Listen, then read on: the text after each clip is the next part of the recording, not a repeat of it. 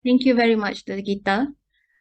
Ladies and gentlemen, for this year MPCS Life Achievement Award, it is my great pleasure to actually announce it's to Datuk Dr. Mazeni Alwi, and I will hand this session to Dr. Nizam for us to get to know our cardiology guru. Hello everyone, Assalamualaikum and Salam Sejahtera. Today I am very honored to be given the opportunity to interview a figure who is very well known to many, not only in Malaysia, but all over the world. He is our teacher, a father figure, a mentor, and a leader to all of us, especially in PCHC department. Recently, he was awarded with PICS Achievement Award in the Chicago, USA, just to acknowledge his excellent contribution in his field. This year, MPCS committee is unanimous in awarding this great recognition to Datuk Dr. Mazeni Alwi. So congratulations, Datuk. Thank you, Nizam, for your kind words. It's my pleasure to be here. Yeah. So Dr. Mazeni was born in Klang on 18th of August 1959. He is the eldest of 9 siblings. He started his early education at Sekolah Kebangsaan Sungai Binjai in 1966 to 1971. Then he pursued his secondary studies at MRSM Seremban in 1972 to 1977. I am very sure that everyone wants to know about his educational history. So Datuk, can you tell us a little bit about your educational background? Well, as you have indicated there, I went to a kampung school for my primary education, and then I went to Seremban MRSM for my secondary education, and after that I went to Australia in Queensland for my final year of high school, and then the university medical degree at Queensland University. So that is basically my pre-working education background. And after that, I came back to Kuala Lumpur, worked in HKL as houseman, MO, and then to the UK. And I worked in Liverpool in the Department of Cardiology for about 2.5 years. Yeah. So what inspired you to become an interventionist pediatric cardiology? Well, I suppose I wouldn't call myself an interventional cardiologist, but it is a role that is thrust to us who are the most senior, the one who have the most experience in terms of catheterization. So I think interventions has a significant role for us in this part of the world, where we have a lot of patients that require treatment, but at the same time we have limitations in terms of providing that kind of treatment at the right time, in the right place, and in the right manner, partly because of those resources issues. And I think interventions plays a significant role in terms of alleviating that need for a lot of patients to be treated quickly. And it has its own advantages in terms of short hospital stay, and then it's less invasive compared to surgery, and it complements very well. And it is an extension of what we do in terms of making the diagnosis. And if we can treat it at the same time, why not? So I think that has a big appeal to me in trying to minimize patients spending time in the hospital, and at the same time complementing the surgeons in the great work that they are doing. So pediatric cardiology has been established in Malaysia since 1990s. So I am sure that every year there will be a change, a new technology, and then a new approach, especially in intervention. So what are the most significant differences, significant challenges between then and now? I suppose maybe if I may correct you, I think the first person who was trained fully in pediatric cardiology is Dr. Chan Kat Chen, who was my teacher at that time. He came back in 1988 or in 1980, yeah, maybe 87, 86. And I suppose at that time, it is something new, and that really spurred me to want to do this, because it is a very new field at that time. And I was amazed that we can make good accurate diagnosis by echocardiography in a very quick time, in a very short time. And wow, this is a big field. And it is something that started off like that in this country, and it really, I suppose, exploded in terms of around the world in terms of what can be done for children with heart disease in terms of diagnosis as well as treatment. So it opened up a very new vista for me with regards to treatment of this kind of diseases in babies and children. So your question was how different it was then and now? Then and now.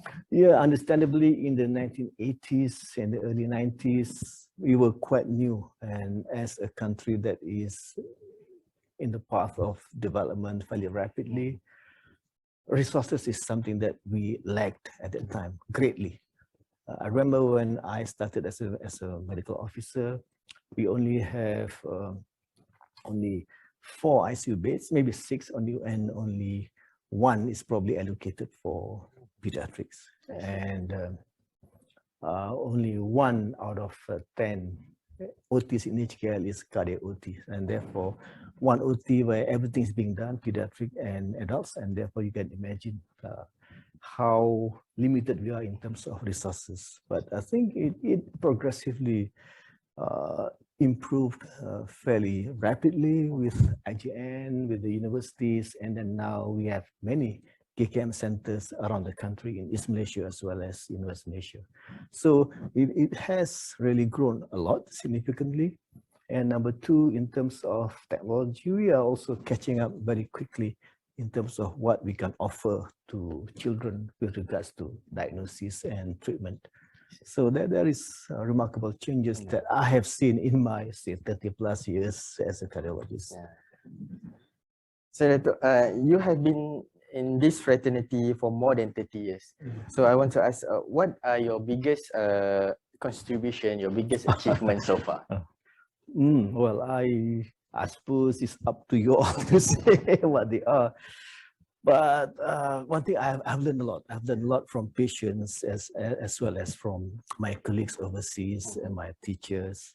But I think I would like also to think that in my own way, I have trained quite a number of younger cardiologists, including the current generation as well as the previous ones. And also I would say that I'm very pleased that I've managed to bring a number of fellows from overseas, from third world countries, to get training so that they can start on their own new centers in their own countries, in their own cities. And therefore, I really feel that at least I've done something to help other people, not just in Malaysia, but also in our neighboring countries, as well as those that are from far apart, but yet requiring training, requiring someone to start off a service. Secondly, I suppose I tried to allocate my time, my efforts in terms of doing something that we can publish, because as someone who, or as cardiologists working in non-Western environment, we have different patients, different diseases, and different means by which we can offer treatment.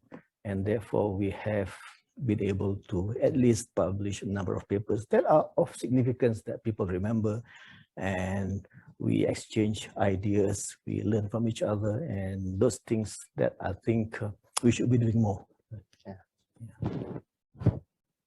So my last question will be, what is your advice to us as a young budding pediatric cardiology in the future?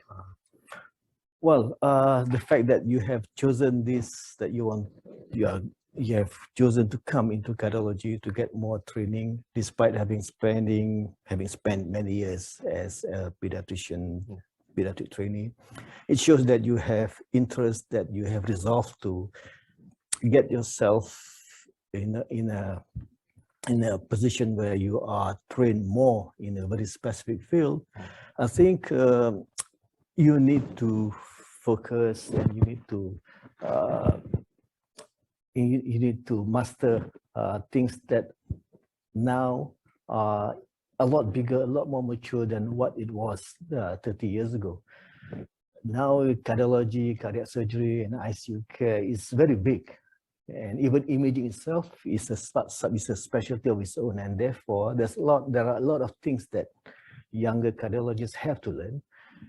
I think if you enjoy it, that you think that this is going to be something that you will cherish as part of your life work, then I think that is the right path to do, that you need to put in a lot of effort, focus in terms of acquiring knowledge, one, and number two, in terms of acquiring skills and expertise, and number three, the social interactions with your colleagues in the country, outside the country, as well as maintaining a good rapport with patients. I think one thing about cardiology, cardiac surgery is that we need to work as a team. It's not possible to work alone, just you and the surgeon like in the past. Now it is a team. So if you can't work in a team, then it's going to be difficult for you to progress far in this field. And therefore, I think that understanding of the need to work in a team is very important. And number two, that you need to complement each other with your colleagues. You learn one from each other, as well as helping each other to achieve that goal of achieving the best outcome for the patients. That is something that is important. And number three, as I told you, we probably need to spend effort towards one, publications, if not at least presenting papers in big meetings, because that's how we get to know people and people get to know us, and that's where we can start building our networking, our relations with our friends outside the country, both in the region as well as beyond. Thank you very much, Datuk, for your time. I think we end our session today. So again, I am truly honored to be the person who has this great opportunity to interview our Sifu, Dr. Mazeni. So congratulations again, Datuk. Thank you, Nizam. And to that, thank you.